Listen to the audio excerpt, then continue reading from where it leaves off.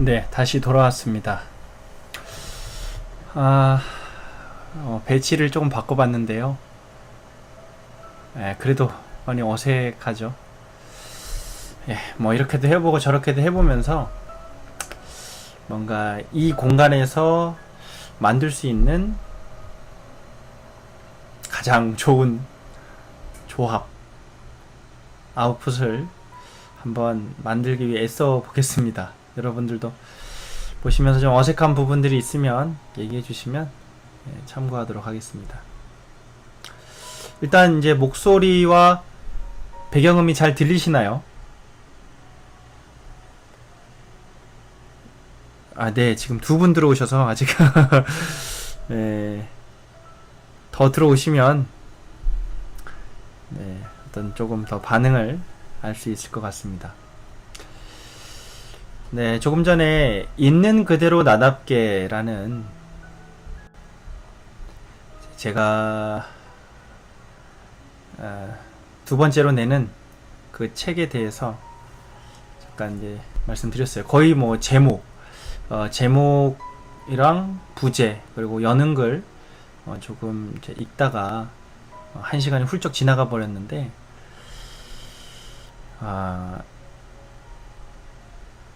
있는 그대로 나답게 이 제목을 만들기까지 사실 굉장히 오래 걸렸습니다. 뭐 책이 나오는 데까지도 이렇게 과정이 우여곡절이 많았는데 이 제목을 한 수백 가지 이상 정말 많은 제목이 오갔고 그 사이에 대화도 엄청 그 출판사 대표님과 많이 나눴습니다. 작년 말부터 쓰기 시작한 책인데요. 이제 원고를 쓴 건 이제 한 2, 3개월 안에 썼는데 그러면서도 정말 많은 대화를 했고 주제도 중간에 바뀌기도 하고 내용도 많이 바뀌고 그랬는데 이제 제목을 정하는데 여러 가지 후보가 나왔고 최종적으로 있는 그대로 나답게가 좋을 것 같다라고 생각을 해서 결정을 했습니다. 부제는 철학과 명상으로 행복하기. 철학과 명상 생각만 해도 좀 어렵고 나에게는 어울리지 않다 이렇게 느끼시는 분들도 있겠지만 해보면 막상 그 어려운 것도 아니고 이미 내가 하고 있는 것이죠. 이미 우리는 명상가 철학가입니다. 명상가이고 철학가입니다. 그리고 행복을 만들어내는 각자 나름의 기술, 스킬, 노하우들이 있죠. 어떤 분들은 운동을 하면서, 어떤 분들은 책을 읽으면서, 어떤 분들은 연애를 하면서, 봉사를 하면서, 맛있는 음식을 먹으면서 행복을 만들어 나아가고 있습니다.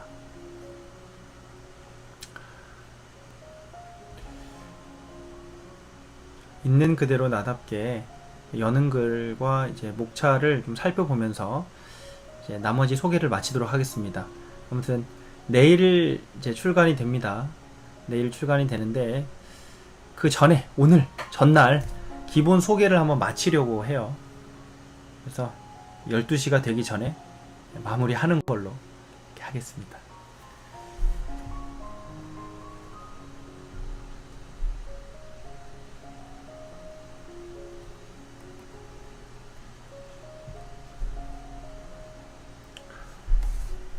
네, 이어서 한번 읽어보도록 하겠습니다. 저는 모태신앙을 가진 기독교인이었고 출가를 하면서 불교인이 됐습니다. 그러나 저는 어느 종교에도 속해 있다고 생각하지 않습니다. 저는 사실 불교인이고 불교 성직자인데 출가한 스님인데 어느 종교에도 속해 있다고 생각하지 않습니다. 여러가지 오해를 불러일으킬 만한 얘기일 수 있겠는데 잘 이해해서 받아들이시면 좋을 것 같습니다. 어떤 하나의 종교와 사상에만 빠져 있으면 우물한 개구리 신세를 면하지 못할 것이라고 생각하기 때문입니다. 여기에 그 이유가 나와 있죠. 제 삶에서 수행은 내가 가야 할 길을 찾는 것이었고 스스로가 만족할 수 있는 삶을 사는 것이었습니다. 제 삶에서 수행은 내가 가야 할 길을 찾는 것이었고 스스로 만족할 수 있는 삶을 사는 것이었습니다.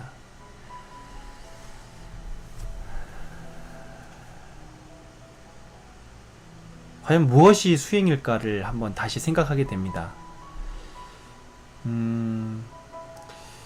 어떤 힘들게 내지는 무언가를 참으면서 어떤 정해진 방법, 우리가 보통 얘기하는 뭐 고행이 될 수도 있고 아니면 어떤 명상적 테크닉, 경전을 읽는 그런 것도 수행이죠. 수행인데 더욱더 중요한 것은 어떤 내 행위가 중요한 게 아니라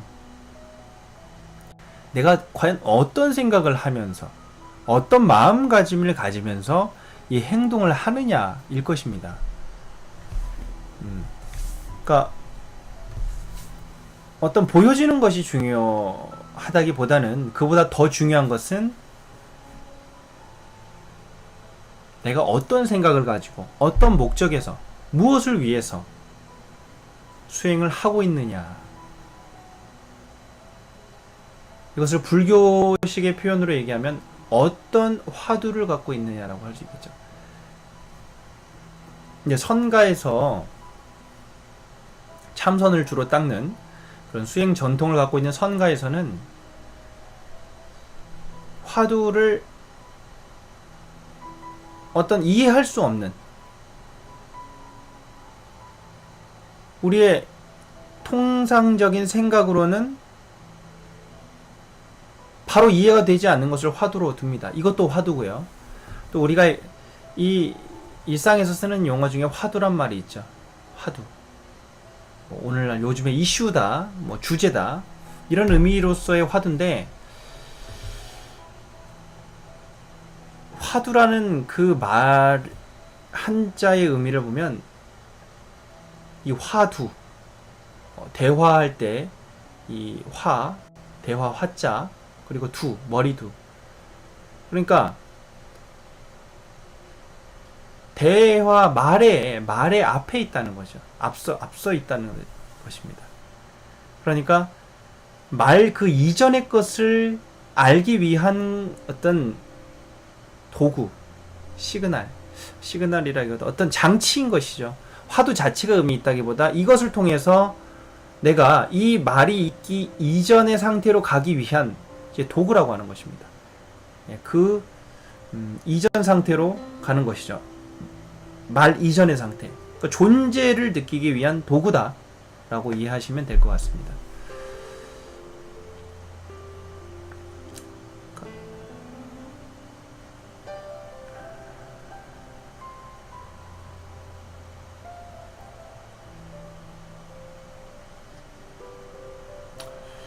그래서 수행에 있어서 그 목적, 나는 왜 수행을 하는가? 그것에 대해서 생각해 볼 필요가 있고 굉장히 중요한 것입니다. 우리가 앉아서 수행을 하는데 무념무상으로 수행을 한다. 아무 생각도 없어지는 마음자리를 간다. 맞습니다. 수행할 때는 아무 생각이 없어야 되죠. 집중만 있을 뿐입니다. 정진만이 있을 뿐입니다. 그런데 그 전에 수행하기에 앞서서 화두라는 말에 앞서서 있는 것이라고 말씀드렸죠. 그럼 수행하기에 앞서서 전제되어야 될 것은 무엇이냐? 왜 수행을 하느냐라는 것이죠. 무엇 때문에? 왜? 그것이 없이 수행이라는 걸 한다 그래서 제대로 수행이 되지 않습니다. 앉아있다고 수행이 됩니까? 그것보다 더 중요한 것은 왜 하느냐? 왜 명상을 하고 왜 봉사를 하느냐? 나는 이 일을 왜 하고 있는 것이지? 수행이라는 것이 꼭 특정한 분야에 어떤 특별한 사람만 하는 것이 아닙니다. 누구나 다 삶이 곧 수행이고 다 의미를 찾고 있는 것이죠.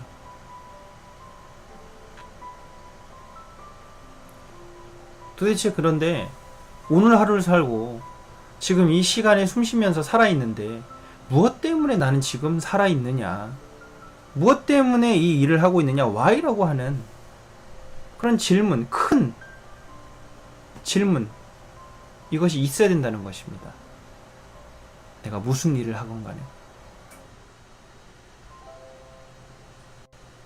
자기만의 화두라는 것이죠. 나만의 화두. 위대한 스승이 나에게 화두를 던져줄 수 있습니다. 네.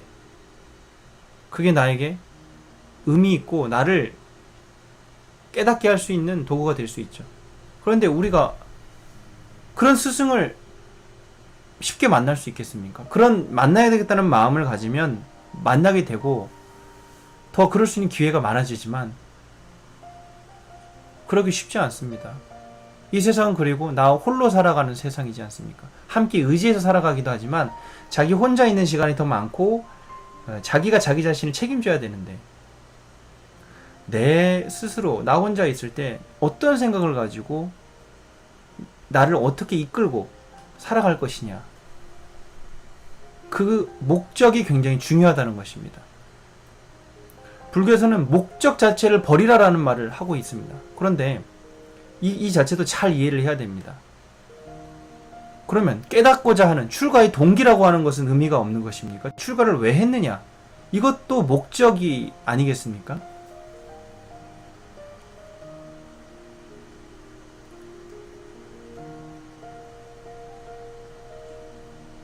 결국은 내가 목적을 삼고 출가를 하고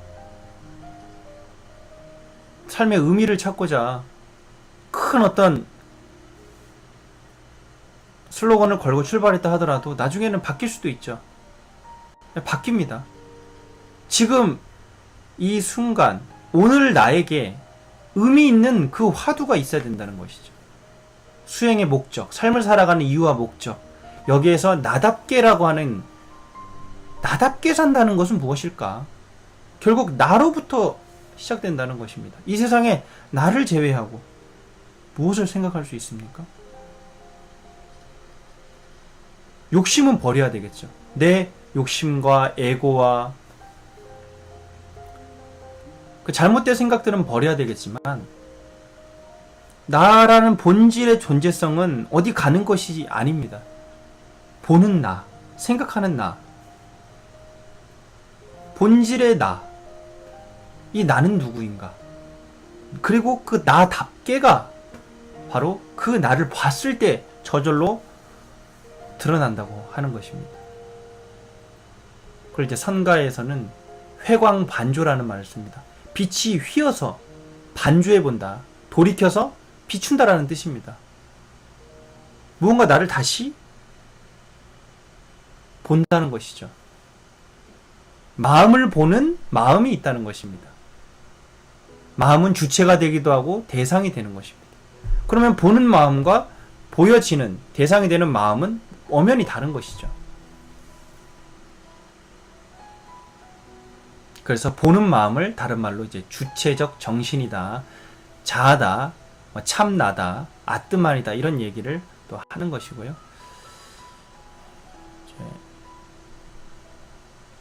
그래서 나라고 하는 것을 설명하기가 굉장히 어렵기도 하고 오해의 소지도 많이 있습니다.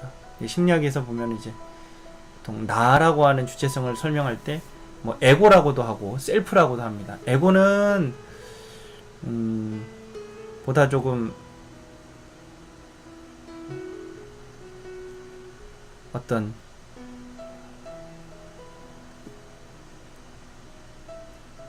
내가 갖고 있는 욕심이라든지 내지는 욕구, 어떤 이런 나를 유지할 수 있는, 지탱할 수 있는 강한 이제 이끄는 힘이라고 한다면, 이제 셀프는 보다 주체적 생각, 바라보는 어떤 무언가를 바라보는 깨어있는 정신, 이런 의미로서 조금 다르게 쓰이는데 두 가지 다 나를 설명하고 있습니다. 그리고 이제 그게 더 내가 더 커졌을 때, 더 큰 내가 됐을 때는 이제 그것을 더라고 하는 정관사를 붙여서 이제 더 셀프 이렇게 얘기도 하고 트루 셀프라고도 하고 그렇습니다. 뭐 참나 이렇게 얘기하는데 뭐 참나다 무하다 이것을 뭐 무엇이 진짜냐 그런 것을 나누기 이전에 어쨌든 나라는 존재성을 내가 깨닫는 것 알아가는 것이 더 중요합니다. 참나면 어떻고 무하면 어떻습니까? 그게 중요한 게 아니라 내가 지금 현실적으로 내가 자각을 하고 깨어있느냐라고 하는 그 정신 그 깨어있음이 중요한 것이겠죠. 그래서 내가 나답게 지금 삶을 살아가고 있느냐라는 것이 중요한 것입니다.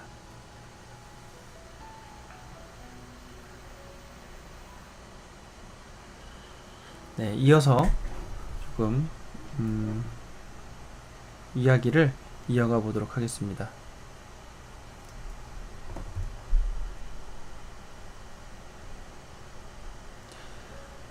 많이 들어와 계시네요. 12분 들어와 계신데 이제 뭔가 여러분 이렇게 인사도 해주시면 감사하겠고요. 네, 하고 싶으신 말씀, 궁금하신 내용이 있으면 어떤 내용이든 좀 매너는 지켜가면서 올리시면 좋을 것 같습니다.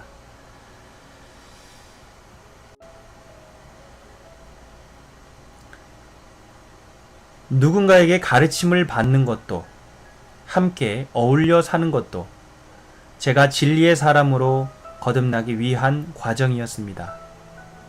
그 당시에는 답이었어도 시간이 지나면 답이 아닐 수 있음을 알았어요. 변화하는 세상과 나 사이에 고정된 답이란 있을 수 없으니까요.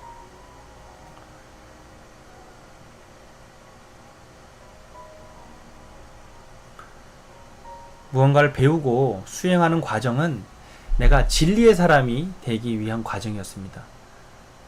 이제 20대 때 많이 고민했던 스님답게,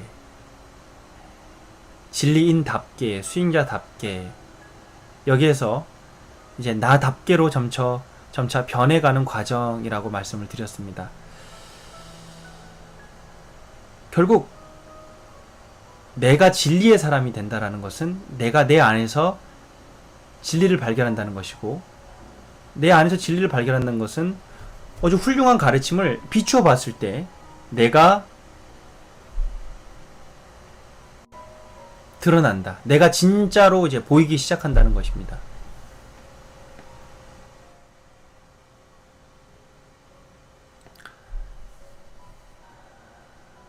그리고 그 당시 깨달았던 진리와 참이라고 했던 진실들도 시간이 지나면 또 바뀌게 된다는 것이죠.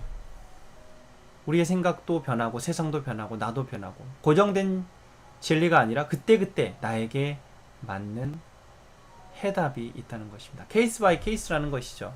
어떤 기업도 늘 같은 문제가 터지는 게 아니라 상황이 다 다르고 시대가 세상의 트렌드가 바뀌고 사람들이 변하고 급변하는 세상에서 고정된 하나의 답이 있을 수가 없다는 것 아니겠습니까? 그때 케이스 바이 케이스로 맞춰서 그것이 진리인 것이지 하나의 방법으로 언제나 통용되는 진리란 있을 수 없습니다.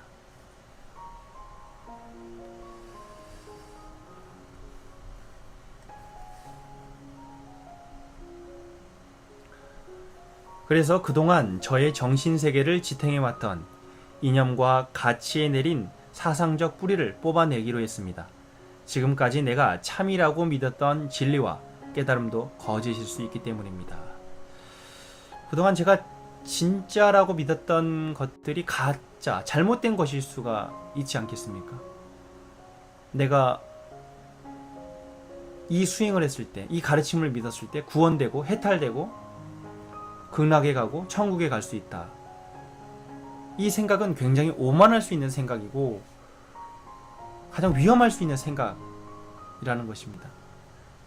내가 정말 말 그대로 신도 아니고 부처도 아니고 물론 우리 안에는 신성과 불성이 있어서 그런 가능성과 그럴 수 있는 종자이기는 하지만 지금 현재 나의 어떤 깨달음과 각성 상태가 신도 부처도 아닌데 어떻게 완벽하다고 할 수 있겠습니까? 내 가르침과 이념은 틀릴 수 있습니다. 계속 ing라는 것입니다. 그래서 그동안 내가 믿어왔던 신념에 대해서 다 버려보자. 부처를 만나면 부처를 죽이고 조사를 만나면 조사를 죽여라 라는 선 오록의 말씀처럼 나를 다시 부정하고 그러면서도 다시 나를 찾는, 부정으로 끝나는 것이 아니라 계속해서 진짜 참된 것을 찾아가는, 궁구하는 그 과정이 중요한 것이다 라는 것이죠. 과거에 내가 깨달았던 것들, 내가 진짜라고 믿었던 것들이 가짜일 수도 있다. 그런 사례들은 우리의 삶을 통해서, 그리고 많은 사람들의 삶을 통해서, 역사라고 하는 진실을 통해서, 내 개인의 역사와 이 인류의 역사를 통해서 확인할 수가 있습니다. 이념은 바뀌고 진리도 새로운 원리와 새로운 이론이 등장했을 때 과거의 원리가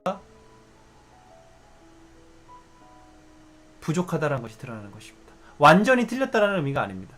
그 당시에 그로서는 완전했을 수 있겠지만 부족한 부분들이 보여짐으로써 그 부분이 새로운 가치로서 포함시킬 수 있다는 것입니다. 예를 들어 아인슈타인의 상대성 이론이 등장하기 전까지는 고전 물리학의 뉴턴의 만유 인력의 법칙이 물체와 물체 사이에 끌어당기는 법칙을 설명할 수 있는 유일한 확고부동한 절대의 진리였고 절대의 좌표를 생각을 했었습니다. 그런데 아인슈타인 상대성 이론이 등장함으로 인해서 모든 것은 상대적이다. 보는 주체가 달리는 속도와 상황에 따라서 다를 수 있다라고 하는 상대 좌표의 개념, 시 공간도 틀어질 수 있고 변할 수 있다라고 하는 어떤 시 공간을 넘어서는 개념 등장함으로 인해서 고전 물리학의 불완전성이 드러나게 됐고, 그래서 고전 물리학이 틀렸다는 게 아닙니다.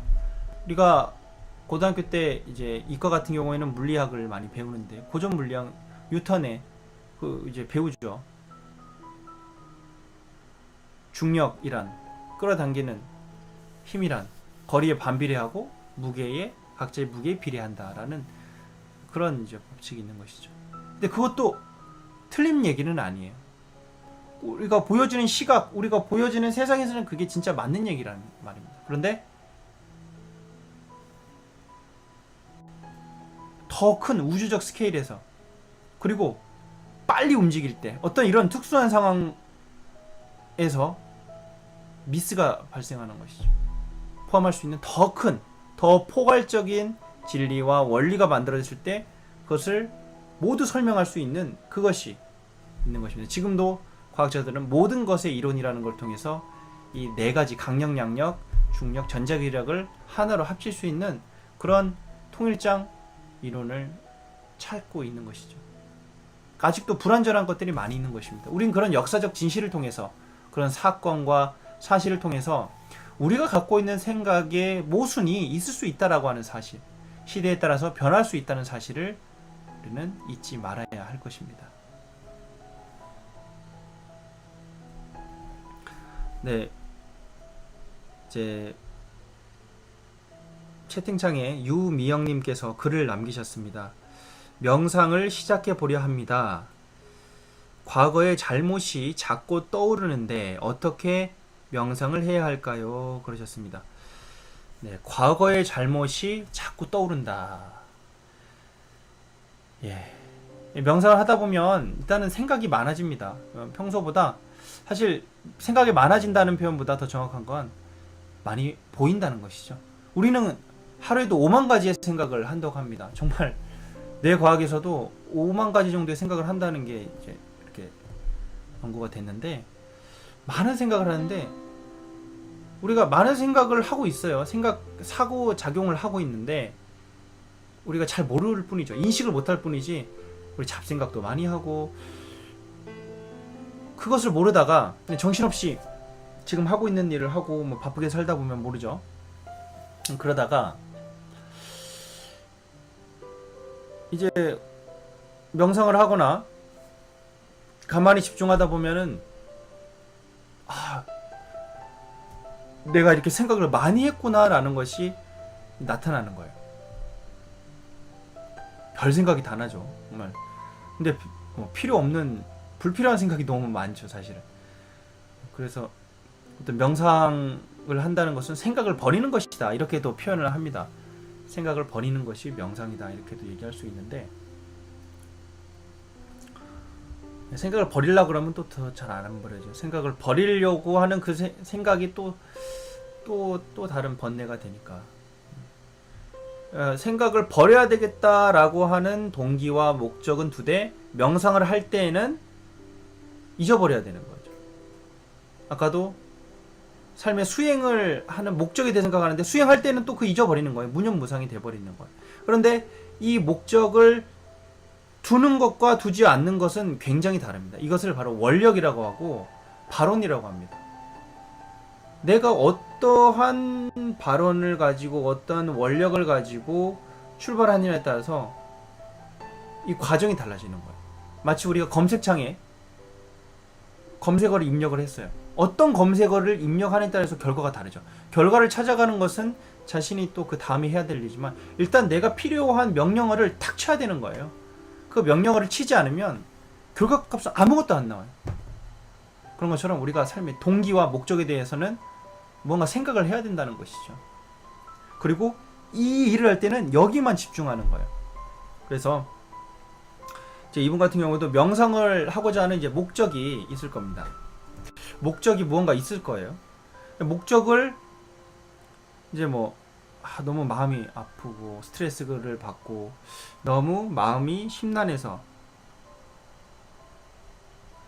너무 막 스트레스도 많고 몸이 피곤하고 짜증나고 화가 나고 뭐 여러 가지 목적이 있을 수 있습니다. 뭐 왜 명상을 시작했는지 그런 이유는 밝히시지는 않으셨는데, 어떤 목적이 있었어요. 그 목적이 있는데 명상이 들어갔어요. 목적은 이제 목적을 갖고 시작했어요. 근데 명상이 딱 들어갔을 때는 이 명상 자체에 집중을 해야 되는 것이죠. 그럼 명상에도 여러 가지 방법이 있습니다. 뭐 호흡 명상도 있고, 또 뭐 몸을 관찰하는 명상도 있고, 근데 감각을 관찰하는 것도 있고, 뭐 마음 챙김, 마음도 관찰하고, 뭐 소리 명상도 있고. 명상 방법은 여러 가지가 있는데,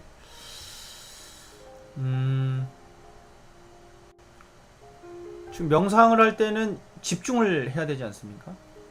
집중을 하는데, 이 집중을 하다 보면 호흡이든 소리든 몸의 감각이든 집중을 하다 보면 이제 딴 생각들이 막 일어나요. 그러면 내가 뭐 잘못하나? 이렇게 생각이 들 수 있는데, 그 잘못해서 그런 게 아니라 원래 우리는 그렇게 잡생각을 많이 하고 있었어요. 쓸데없는 생각들이. 의지와 상관없이 자꾸 일어나요. 그렇게 돼 있어요. 그런데 그때 그 생각이 일어나는데, 불필요한 생각들이 일어나는데, 그것을 알아차리면 됩니다. 잘 안 알아차리죠. 막 금방 훅 지나가니까 뭔가 왔구나 생각하고, 생각할 필요 없죠. 그냥 왔구나라고 알아차리고 내 지금 집중 대상에 다시 돌아오는 거예요. 다시 돌아오고 커밍 백 다시 제자리로 다시 집중 대상으로 내가 지금 집중하고 있는 그 주제로 돌아오는 겁니다.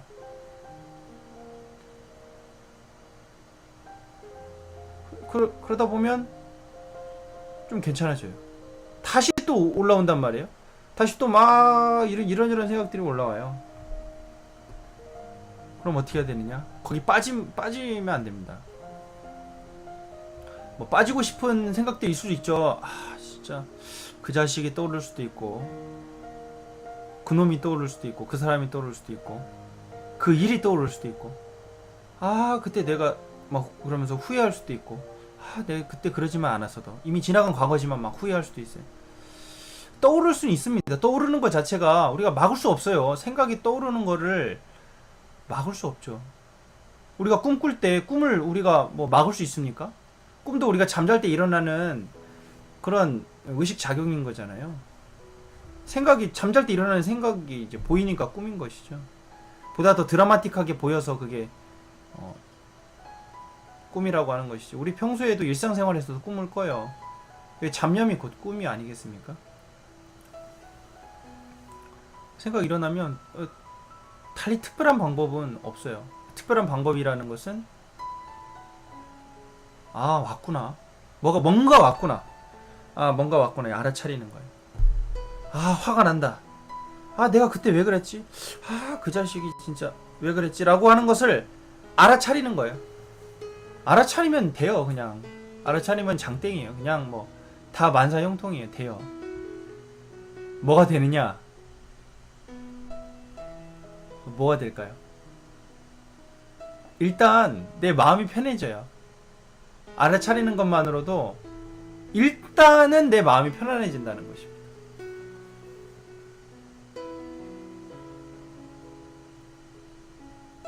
한번 해보세요. 일단 편해져. 일단 지금 편해지고, 그러면 된 거 아닙니까? 일단 지금 편해지니까. 근데 이제 또 올라온다고요. 또 막 과거의 기억들, 안 좋은 기억들 떠올리고 싶지 않은 것이 떠오른다. 근데 그게 내 맘대로 안 되잖아요. 왜 떠올라? 정말 진짜 짜증나네. 너는 왜 또 떠오르고 그러냐? 막 욕도 나오고. 그런다고 이게 사라집니까? 오히려 더 커지지. 이럴 때 그냥 좀 마음을 크게 드셔야 돼요. 대인배의 마음으로. 왔구나. 왔니? 그러면서 내가 바뀌기 시작하는 겁니다. 변하기 시작하는 거예요. 과거의 좋은 기억과 나쁜 기억과 무엇이 됐건 간에 왔어요. 일어나요. 알아차리는 겁니다. 뭔가 왔구나. 뭐 왔네? 근데 이게 처음에 잘 안 느껴지고 그러면 이제 그것을 태그한다. 꼬리표를 붙인다. 태그한다. 아니면은 네이밍을 한다. 이렇게 표현하는데요.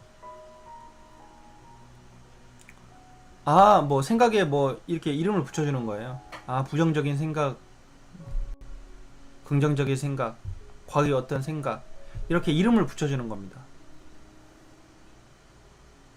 과거에 대한 후회, 그놈에 대한 생각. 근데 그게 이름 붙여주는 이유는 일단 그걸 객관화시키기 위한 것이지, 그걸 자꾸 생각할 필요가 있는 거 아니에요. 그냥 객관화시키는 것이죠. 객관화. 그러면 이제 보여요. 이렇게. 뭔가 이게 지금 내가 하고 있는 생각이지만 뭔가 나와 다른 거구나라고 해서 이제 떨어져서 보이면 저절로 사라지고 해결이 됩니다. 또 일어나요? 또 왔냐? 그러면은 또 왔구나. 그냥 계속 보면 이거 또 이제 사라져요. 근데 왔는데 막 긴장하고 힘들어. 그 사람 생각하기도 싫은데 왜 계속 나타나는 거야? 힘들어. 이러면 얘가 막 즐거워해요. 얘가 그러면 막 더 신나가지고 계속 괴롭히는 거예요. 그럼 이건 내가 행복한 길이 아니잖아요. 누군가에게 지금 홀리는 거지. 누군가에 지금 놀림당하는 거죠. 그럴 필요가 없습니다. 그냥 왔구나 라고 그냥 왔니? 하면서 그때 자꾸 일어나면 그냥 자꾸 보면 돼요. 그러다 보면 점점 그 근본 원인에까지 닿게 되는 것이죠. 그럼 원인까지 나중에는 다 제거할 수가 있는 것입니다. 부지런하게 그때 바라보면 됩니다. 네, 그래서 그 과거의 기억들이 이제 떠오를 때 어떻게 해야 되느냐라는 질문에 대해서는 이렇게 답변해 드렸고요. 여는 글 이어서 한번 읽도록 하겠습니다.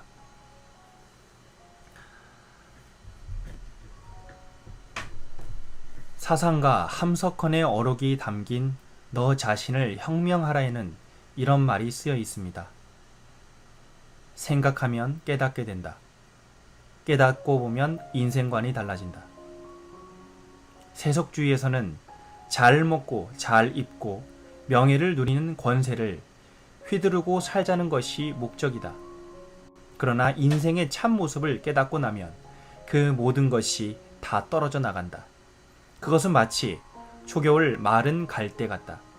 말라버리면 속이 텅 비게 된다. 욕심을 버린 사람도 그렇다. 파리하게 비었다는 것이 그것이다. 비면 속이 뚫려서 진리를 알게 된다.